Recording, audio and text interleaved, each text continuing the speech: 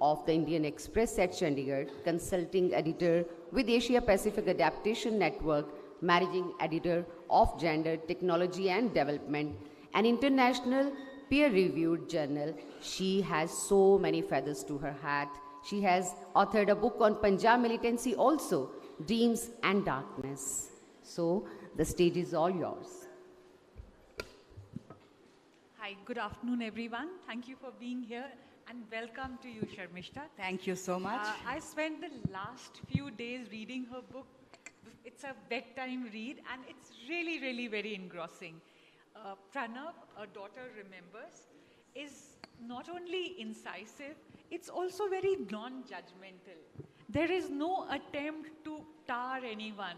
There's this, it's got a very gentle tone that really you find very endearing and you keep returning to the book. So thank you so much for that. Thank you for your kind words. Not at all. So I will start with the fact that you've written a lot about emergency.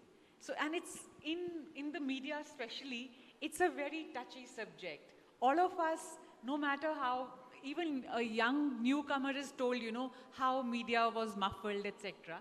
Yet you have tried to give the other side of the emergency, you know, and why she had to impose it. Because when the popular perception is that it was imposed by an arrogant leader trying very hard to cling to power.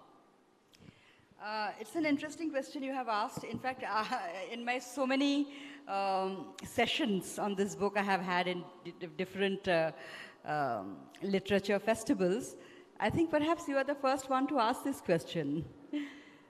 The whole idea, because, you know, to be very honest, I also had this idea about emergency, and which is, you know, it's one of the black chapters in Indian democracy. There is no doubt about it. Media was suppressed. Any kind of opposition were repressed. Elections, both in terms of the Lok Sabha election and the states, were indefinitely postponed. So definitely those kind of things were not acceptable. That time, you know, first let me just tell you that how this book came about, then only I will be able to answer this question truthfully. My father, late Shri Pranab Mukherjee, had the habit of writing diaries. And it's a very old habit of his. And obviously his diaries, you know, being a very active politician who has always had a ringside view of Indian politics since many, many years, over 5 decades. So the journalists were very curious about it. Journalists, his colleagues, that Pranab, what do you write in these diaries? So he would always say that, you know, I am going to leave these to my daughter. And she can only read posthumously when he is no longer. And then it's up to her whether she wants to publish it, whatever she wants to do with it. So after his passing away, when I started reading his diaries, and subsequently I started reading about emergency, especially their contemporary accounts.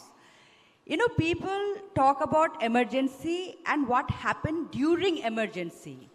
But I personally was intrigued about, you know, what preceded emergency, what kind of situation was there prevailing in the country that led to, you know, justifiably or not, that's a different issue. That's for the historian, political scientist to answer that question. But what kind of turbulent period it was that led to the imposition of emergency.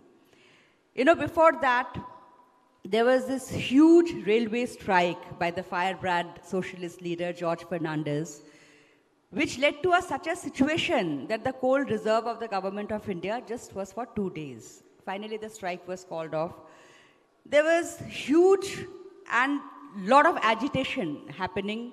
First, it started in Gujarat, then in Bihar, where Jayaprakash Narayan JP, as he was popularly known as, one of the tallest and most respected leaders of his time, he put his weight behind the student agitation. And these agitations were not peaceful.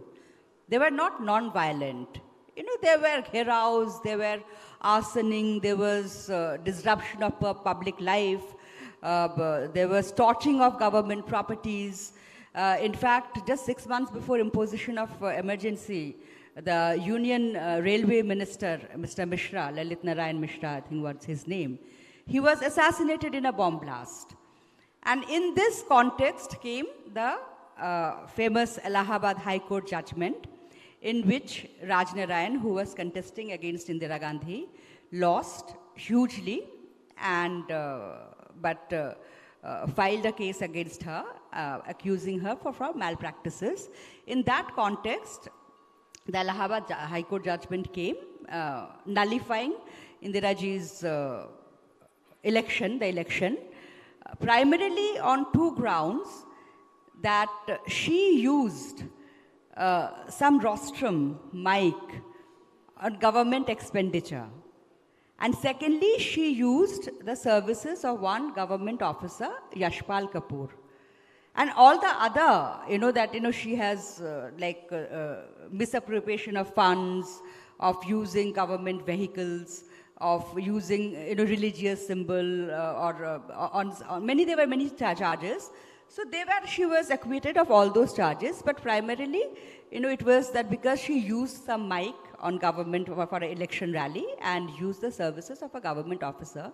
And in fact, that time one foreign media, it wrote that perhaps it is kind of giving death sentence for a traffic penalty. Now, I am not putting any value judgment to it, but sometimes I wonder that if exactly this kind of situation would have happened today, that a union minister is assassinated in a bomb blast, if there is a prolonged, over months, massive agitation happening, if a judge, decides to nullify on flimsy ground, the election of the current prime minister, and also bar him from contesting the election for the next 6 years, what will happen to the fate of the judge? It's just a question. I'm not coming to any conclusion. On top of it, the day before, I think on 25th June, the election emergency was declared. On that day, JP had a massive rally at Ramlila Maidan in Delhi, where he thundered that the army and the police, before obeying any government order, first should ask his own conscience whether it's right or wrong. Now imagine a situation if every police officer or army officer just paused to first ask his conscience before obeying the dot. And it is an elected government. It is an elected government. It's not just, it's a like foreign colonial government. So what kind of anarchy it would lead to? So for example, by nullifying Indira Gandhi's election and stopping her, prohibiting her for contesting it for the next 6 years, it is not impacting only one person, not only one member of parliament, but also not just her voters, but also it is impacting, a huge number of Indians who voted for Congress, under her leadership. So, these are questions, when we read about emergency today, these are questions, these are issues, I don't see it anywhere. I didn't see it anywhere. So that's why, I devoted some part of it trying to, portray in a very, that these were the situations, the emergency, imposition of emergency, and consequently what happened, perhaps was as turbulent as the period leading to emergency. So when we talk about emergency today, when we read about emergency today, it's about all what happened during emergency, not the situation which led to emergency. So that was my idea, to portray another side, the other side of the picture. That's very nice. So, okay, and after that, I think Pranab, your father, he also tried to justify it, to tell people the correct picture. But things didn't work. And when she fell out of power, a lot of people deserted Indira Gandhi. And you spoke about the Chief Minister of West Bengal, then Chief Minister of West Bengal, who was handpicked by Indira Gandhi, how Siddharth Shankar Ray. Siddharth Shankar Ray. I think he was a governor here as well, right? Yeah, so he's of tremendous interest because he was a governor during the militancy, Siddharth Shankar Ray. And you mentioned how he was very friendly with Indira Gandhi. He was a personal friend. They were, I think, they studied together in England. And they were so close that he used to address Indiraji as Indu, by her pet name. So it is he who actually pointed out to Indiraji that such a provision exists in the constitution. That to impose, due to internal disturbances, there is but after that, subsequently, it was removed through an amendment of the constitution. But at that time, there was a provision in the constitution to impose emergency. It was Siddharth Shankar Ray who actually suggested to Indiraji. He also deposed against her. He deposed against her at Shah Commission, and not only he, many leaders, senior leaders. That time my father was a very junior minister. I mean, he was first a deputy minister. Those days there was a deputy minister, it's called. And then he became a state minister. He was a junior minister. But many senior leaders of the party who used to, during emergency, said that Indira is India. So they deserted her and they deposed against her. And one thing, my father, going through the diaries of my father at that time, I felt that people who were within the government, people who were within Congress at that time, and many of whom who later deposed against Indiraji at Shah Commission and various other investigative bodies which were formed to see the excesses during emergency. So they all at that time supported emergency very strongly. And my father, he also felt at that time, given the unruly situation and also the economic situation of the country was really bad. Because there was just before that Bangladesh war, so there was, though we had a decisive victory against Pakistan and a new nation was created, but the economic toll on the country was massive, coupled with the refugee problem. There was major balance of payment issues. So all these kind of things, he felt that it, due to imposition of emergency, this law and order situation, it could be controlled, tougher economic measures could be taken. But much later in his life, he wrote it in his book also, that when I look back at this, in his own words, when he said when he looked back, he felt that emergency was perhaps avoidable.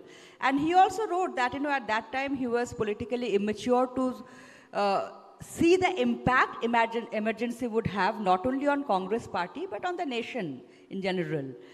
So he said that he confessed that he didn't have the political maturity he didn't have that vision.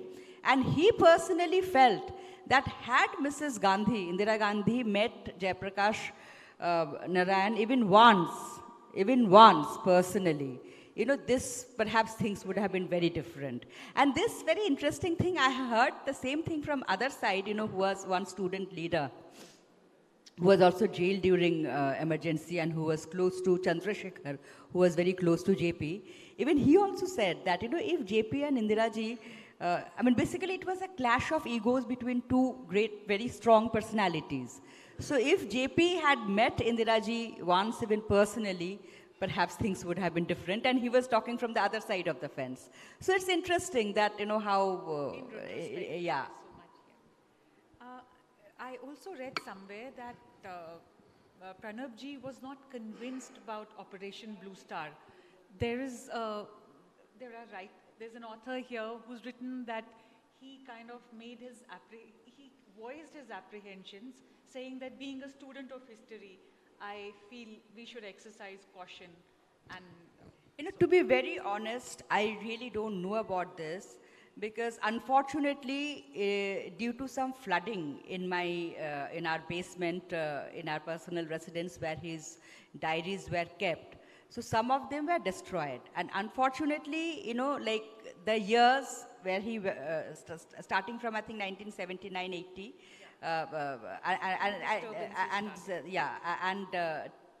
till about 84, 85.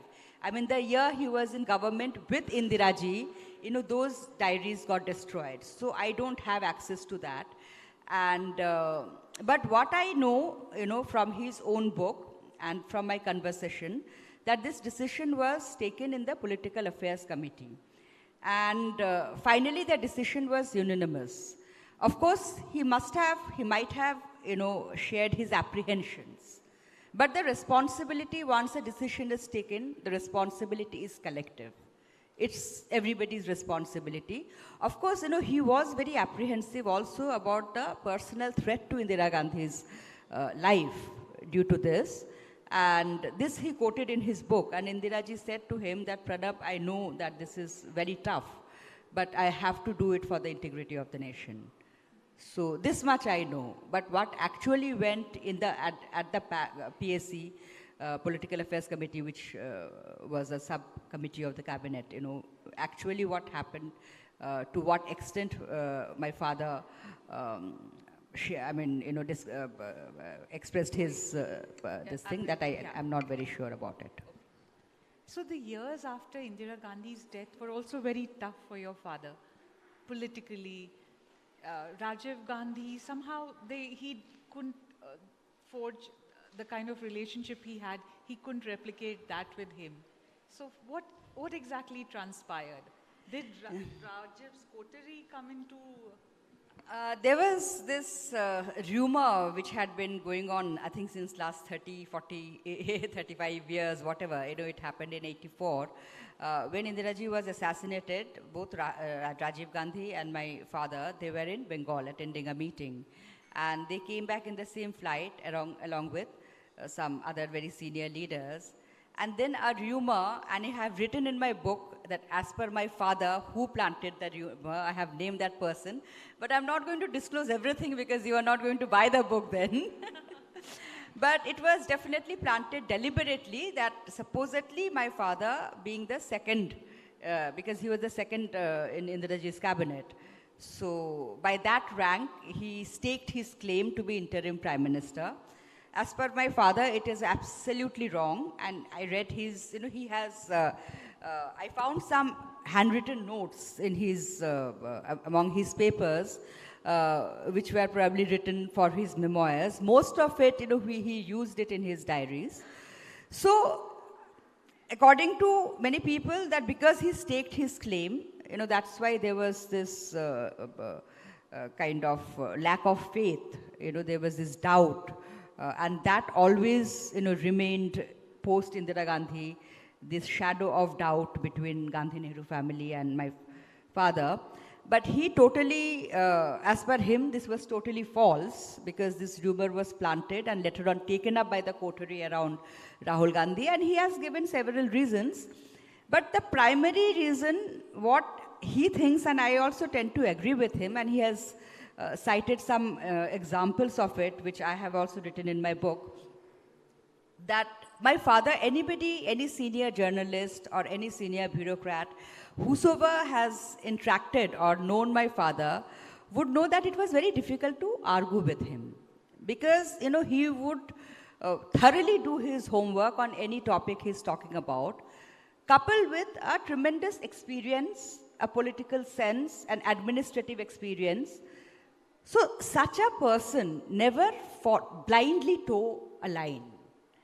And there had been, like after Indiraji's assassination, there was the government, 2 months government before the next election happened in December 1984. So in this, he wrote in his diary that, and in his own words, I'm saying, that in our 2 months of working together, Rajiv perhaps realized that I'm a tough nut to crack. And I don't toe lines easily. And that must have been one of the reasons that he did not include me in his next government. So when I think about it, I think that would perhaps be one of the reasons, because in any personality-centered political culture, perhaps the supreme leaders always find it a bit wearisome to work with a person who has a very strong mind of his own, and that strong mind is coupled with immaculate homework, a grasp over the topic with experience and a strong logic, strong reason, so that a person never blindly toe the line. So perhaps that's a reason, where Rajiv found it, decided not to take him in his cabinet, and he had the numbers to do so. And perhaps that is one reason where later on even Sonia Gandhi ji was also perhaps a little bit wary of him. So they also had held very different viewpoints on UCC, Uniform Civil Code. Yeah. Yeah, there's the UCC, I discovered this letter in my father's papers, that later, a letter which he had sent to Rajiv Gandhi, when Rajiv Gandhi's government enacted an act to nullify the Supreme Court judgment on Shah Banu case. And so my father strongly disagreed and advised Rajiv. That time he was not in the government, and he was a member of parliament, but he was not in the government. And he advised Rajiv, saying that firstly, the Supreme Court's judgment on Shah Banu case, it should not have been nullified. And he also said that UCC, Uniform Civil Code, is one of the directive principles. And he has cited many precedents that even when the Hindu Code Bill Act was passed in 1952, and subsequently, that there had been demands from various political parties, including Congress, for a UCC. And he wrote that, having such a major number, instead of trying to impose UCC, you are nullifying a very positive act of the Supreme Court, which is perhaps not right. But for whatever reason, if the government has done it, I would urge the government not to issue a whip. Let the members of parliament, they should vote according to their own conscience, not to issue a whip. But Rajiv Gandhi issued a 3-line whip for his members. But what I learned from my father's notes, that he voted against it. So there was this, Congress has been guided by one family for decades now. So what do you feel about it? Is it the reason for its decline? Because it's declined very sharply from doing, from getting 2 consecutive terms to so few numbers, and it doesn't seem to be doing any better. It's most unfortunate that the grand old party of India has come to this stage, and Do you think dynastic politics? This kind of a situation is never one reason. For any, this is a historic fall, and for any kind of historic up and down, there is never a single reason. There are many things. It's never monocausal. And my own personal experience in politics is too limited for me to give my own analysis of it. But what I learned from my father's diaries and over the conversations, over the years, and in fact, very interestingly, one of his very early diaries, entries in his diaries, somewhere in, I think, 1979 or 1970s, there was a AICC session in Chandigarh, and where he wrote that for the first time I'm noticing the absence of dissent in the AICC session. And he went on to write that always during the AICC session, there has been different voices and sometimes opposing voices. So as a result, any decision taken within the party, as resolution, in a way, it reflected the diverse opinion of India. But this time, he obviously, the lack of dissent, the lack of any different voice rather than the party, the mainstream line, that itself must have been strong enough for him to write about it. And at that time, he wrote that, I don't know, I don't understand the reason for it, and I do not know whether it's going to be good for the democracy. So at that time, when I was reading the diary, I found it a very interesting line. So I wrote it. I was making my notes and all. Then much later, almost towards just about a month before, he passed away. Somewhere in July 2020, he passed away on 31st August 2020. He wrote his own analysis in detail about the downfall of the party. And yes, the dynastic politics of the party, this is one of the reasons he felt. And especially from Indiraji's time. And let me tell you, my father was a blind bhakt of Indira Gandhi. Until the last day of his life, publicly and privately, he always held that whatever he was, it is because of Indira Gandhi, who was his mentor. But, obviously, over so many years of political experience, and he was just about a month before his passing away, he must be, introspecting, looking back of his life's journey and the party's journey. So he wrote that from her time, there has been a centralization of power within the party. There has been, a deliberate attempt to curtail other power centers, and the demolition, total demolition of stalwart leaders at the state level. The replacement of internal elections within the party through nomination culture. It all started during Indira Gandhi's time. But Indiraji had the charisma she was a vote catcher. So she had the charisma perhaps to carry it through. But over the years, it didn't happen in one day. It took 3 decades, for the party, and this also led to sycophancy, and especially after Indira Gandhi is coming back after emergency in 1980. It kind of created a cult within Congress, a cult around the Gandhi-Nehru family, that other than they, nobody can lead the party. So, yes, the Tina factor. So, this withering of internal democracy within the party, this over-centralization of power within one family, all of these, it just led to the decay of the party. And he also held himself responsible for it. He wrote that my blind loyalty towards me and people like me, like not only him, people like us, like by our blind loyalty towards Indira Gandhi and later towards Sonia Gandhi, perhaps has led to this decay. So, this is something, yes, definitely, one should ponder about. I think we are running out of time.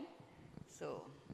Yeah, so just one last question. Your father left Congress, right? He set up his He own was unit. expelled from Congress. Yeah, During Rajiv Gandhi's time, he was expelled from Congress. And he formed his own party. He formed his own party, and this was an unmitigated disaster, which he himself always acknowledged. But later on, of course, within few years, he came back to Congress. As you pointed out, we are running out of time. But if you have any questions, now I'll open it to the... yeah. Yes.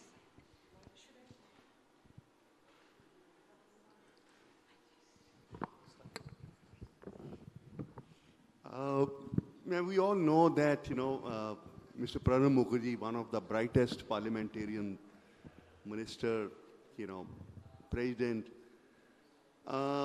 We have also heard that, Mr. Mukherjee was the best prime minister India never had. So do you think that he came close to being prime minister? Did it hold it that, he was never made prime minister? Of course, he had the desire to be the prime minister. And once he told me that, yes, of course, any politician worth his salt will have the desire. But just because you have that desire, that doesn't mean that you are going to get it. So somewhere he also reconciled to the fact that he is not going to become the prime minister. And I have, elaborated it at length on my book. So, of course, he had the desire, but he also knew that he is not going to become one. My question to you is, you also tried your head in politics. Somehow, do you feel the distrust between your father and the Gandhis carried on to you also? I think your mic is too close. So okay. Is it fine now? Yeah. What I wanted to know is, you also tried your hand in politics. But do you feel the distrust between your father and the later Gandhis transferred into your politics? No, not at all. Not at all. And, as I say, after going through my father's diaries and reading more about politics, more about this thing, one thing I realized that nothing in life, including politics, is black and white. In Sonia Gandhi did not have, say, 100% trust on him as to because she perhaps felt that he might challenge her authority. You know, whether he would have not, I mean, that's a different issue, but that was her feeling. But it's not that she did not trust him at all, because, you know, my father was entrusted with enormous responsibility. I mean, virtually, you know, he was, I mean, Sonia Gandhi once introduced him to some visiting foreign dignitaries, that he's the person who virtually runs the government. I mean, enormous respect was given to him. So it's not black and white, you know, definitely that, you know, just because she did not trust him enough to make him the prime minister, doesn't mean that she did not respect him, she did not entrust him with responsibilities. And that, and to be very honest, in my very short 6 years of political career, you know, whatever I got a lot from the party, I got a lot of responsibility from the party. It was simply because I was Pranab Mukherjee's daughter. As simple as that. You know, I mean, there is no, I don't want to kind of claim anything else. So there was nothing like this. And will you please talk us through his relationship with Modi and the subsequent Bharat Ratna and all that? Yes, I have also elaborated on this. But again, as I say, there's not much of time. But it was, you know, primarily, of course, there was a very strong personal chemistry between the two leaders, and also how my father interpreted the role of the constitutional role and responsibility and limitation of being the president. So governance is the job of the executive. He was very sure about it. He told Mr. Modi that that is your job. I am not going to interfere in that. If you need any advice on constitutional matter, I am going to do that. So I think because my father understood or defined the role of the constitutional duties, responsibilities, and I add the limitations of the role of a president, that's why there was never any chance of any clash. And also, whatever disagreements were there, they were all within closed doors. So it was not that there were disagreements, but they were all within closed doors. And my father was very clear that he didn't want to be an activist president. He wanted to be, and he remained a copybook president.